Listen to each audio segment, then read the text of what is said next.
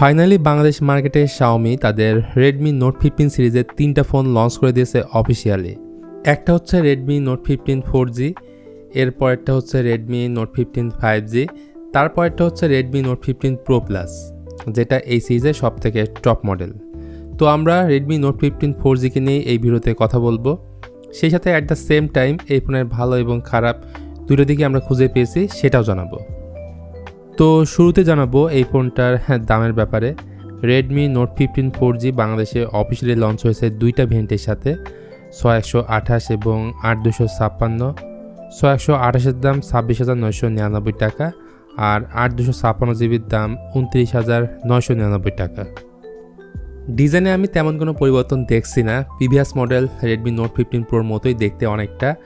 Same পজিশনেই থাকছে camera island এবং curve design, সেই সাথে বডি ফ্রেম, রিয়ার প্যানেল সবটাই থাকছে প্লাস্টিকের। 3.5mm হেডফোন জ্যাক এখানে নেই, তবে সেকেন্ডারি নয়েজ ক্যান্সেলেশন মাইক, আয়ার ব্লাস্টার সেন্সর, ডুয়েল স্পিকার এগুলো কিন্তু দিয়েছে। তবে IP রেটিংয়ের বেলায় এতে IP64 এর রেটিং থাকছে, যদিও এটা ফুললি ওয়াটারপ্রুফ না। আরেকটা বিষয় বলতে হচ্ছে 6000 mAh ব্যাটারি থাকা সত্ত্বেও ফোনটা যথেষ্ট লাইট ওয়েট, মাত্র 183 গ্রাম হচ্ছে এটার ওয়েট। আর আয়ার ব্লাস্টার সেন্সর থাকার ফলে আপনি টিভি, এসি এনিথিং কন্ট্রোল করতে পারবেন। পাশাপাশি দুইটা ন্যানো সিম কার্ড অথবা একটা সিম প্লাস একটা মেমোরি কার্ড ইউজ করতে পারবেন। আর এই ফোনটা পাওয়া যাবে মোট 3টি কালারে, এদের মধ্যে একটা হচ্ছে ব্লু, এরপরটা হচ্ছে পার্পল এবং তারপরটা হচ্ছে ব্ল্যাক কালার। এখন আসে এই ফোনটার ওয়ান অফ দ্য কি ফিচার্স বা মেইন হাইলাইট ফিচারের মধ্যে একটা, তা হচ্ছে এটার ডিসপ্লে। 6.77 ইঞ্চির একটা 3D কার্ভ অ্যামোলেড প্যানেল এটি, যার রেজলিউশন হচ্ছে 1080x2392 বা ফুল এইচডি প্লাস বলতে পারেন।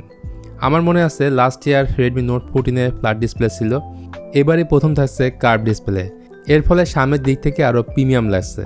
যতটুকু জানা গেছে এই ফোনটার ফ্রন্ট সাইডে ড্রাগনটাল প্রো গ্লাস ইউজ করা হয়েছে। তাছাড়া 120Hz refresh rate, HDR10+ and 3200 নিটসের পিক ব্রাইটনেস রয়েছে এখানে। আর অবশ্যই ইন ডিসপ্লে ফিঙ্গারপ্রিন্ট স্ক্যানার আছে, এখানে আল্ট্রাসনিক ফিঙ্গারপ্রিন্ট থাকলে আরও ফাস্ট আনলক হতো। ইউটিউবে আপনি 2K রেজলিউশনের ভিডিও দেখতে পারবেন, ইভেন সিন এবং বেজেল ছিল ভালোই পাতলা, এর ফলে ইমার্সিভ একটা এক্সপিরিয়েন্স পাবেন। সেই সাথে ডুয়েল স্টেরিও স্পিকার থাকায় যথেষ্ট লাউড সাউন্ড পাওয়া যায়। তারপরে আবার আছে 300% অ্যামপ্লিফাইড মোড। এই ফোনের সব থেকে ডাউন সাইড হচ্ছে এই ফোনটার প্রসেসরটা। এটার মধ্যে আছে মিডিয়াটেকের Helio G100। দাম বিবেচনায় এই প্রসেসর সত্যি বলতে এই ফোনের সাথে একদমই যায় না। একদিকে গেমিং করে তেমন একটা মজা পাবেন না, তারপর টুকটাক ল্যাগের দেখা পাবেন। যদিও এটার 5G ভেরিয়েন্ট মার্কেটে অ্যাভেলেবেল পাবেন, তাতে চিপসেট হিসেবে আছে Snapdragon 6 Gen 3। এটা রিভিউ যদি আপনারা চান তাহলে কমেন্টে জানান। তো Note 15 4G দুইটা ভেরিয়েন্টে লঞ্চ হয়েছে বাংলাদেশের অফিসিয়াল মার্কেটে, 128 এবং 8256। এতে র্যামের টাইপ হচ্ছে LPDDR4X এবং স্টোরেজ টাইপ হিসেবে থাকছে UFS 2.2, যেটার আন্তর্জাতিক স্কোর নিয়ারলি অ্যারাউন্ড 5.5 লাখের মতো। অন্যদিকে ওএস হিসেবে এই ফোনের মধ্যে আউট অফ দ্য বক্স থাকার দরকার ছিল Android 16, বাট থাকছে Android 15 বেসড অন HyperOS 2, সাথে 4 বছরের ওএস আপডেট এবং 6 বছরের সিকিউরিটি আপডেট দিবে Xiaomi। যদিও আননেসেসারি প্রিইনস্টল অ্যাপ দিয়ে ভরপুর, যেগুলো আপনি খুব সহজে আনইনস্টল করতে পারবেন। তাছাড়া AI রিলেটেড প্রচুর ফিচার পাবেন এই ফোনটার মধ্যে, যেমন circle to search, Gemini integration, আরও ইউজফুল অনেক ফিচার আছে। এবার তাহলে ক্যামেরার পালা। ইয়ারে 4টা ক্যামেরা মনে হলো, আসলে থাকছে 2টা ক্যামেরা। এর মেন ক্যামেরাটা হচ্ছে 108 মেগাপিক্সেল, এর পরের সেন্সরটা হচ্ছে একটা 2 মেগাপিক্সেলের, আর ফ্রন্টের দিকে আছে 20 মেগাপিক্সেলের একটা সেলফি ক্যামেরা।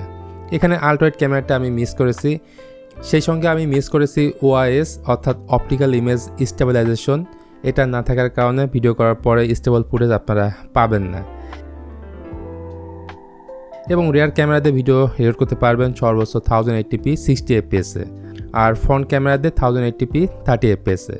সো ভিডিওর জন্য আমি আপনাদের এই ফোনটা না কেনার সাজেস্ট করব। তো 108 মেগাপিক্সেলের ক্যামেরা দিয়ে ডে লাইটে ভালো মানের ছবি তুলতে পারবেন, 20x পর্যন্ত ডিজিটালি জুম করে ছবি ক্যাপচার করা যায়, আর পোর্ট্রেট মোডের ছবিও আমার কাছে ভালো লাগছে। তো বাকি থাকলো এই ফোনটার ব্যাটারি সেগমেন্ট। এটার মধ্যে বিশাল 6000 mAh এর ব্যাটারি রয়েছে। এত বড় ব্যাটারি থাকা সত্ত্বেও ওয়েট ডিস্ট্রিবিউশনটা ভাই এক্সিলেন্ট। বক্সে পেয়ে যাবেন 33 ওয়াটের চার্জার এবং 8 ওয়াট রিভার্স চার্জিং এই ফোনটা সাপোর্ট নেয়। তো সবশেষে একটা কথাই বলবো, 30,000 টাকা বাজেট থাকলে এই মুহূর্তে 4G ভেরিয়েন্টটা না কিনে আর কিছু টাকা বেশি দিয়ে আপনারা 5G ভেরিয়েন্টের ফোনটা কেনেন, সবসাথে বুদ্ধিমানের কাজ হবে। ক্যামেরাটা অনেক ভালো পাবেন, প্লাস প্রসেসরটাও কিন্তু অনেক লেটেস্ট পাবেন। ভিডিওটি ভালো লাগলে লাইক করতে পারেন, শেয়ার করে দিতে পারেন বন্ধুদের সাথে। আজকের মতো এখানে বিদায় নিচ্ছি, দেখা হয়ে যাবে পরবর্তী কোনো ভিডিওতে। সে বন্ধু সবাই ভালো থাকুন, সুস্থ থাকুন আর দেখে থাকুন আপনাদের পছন্দের চ্যানেল টেক অ্যান্ড 24।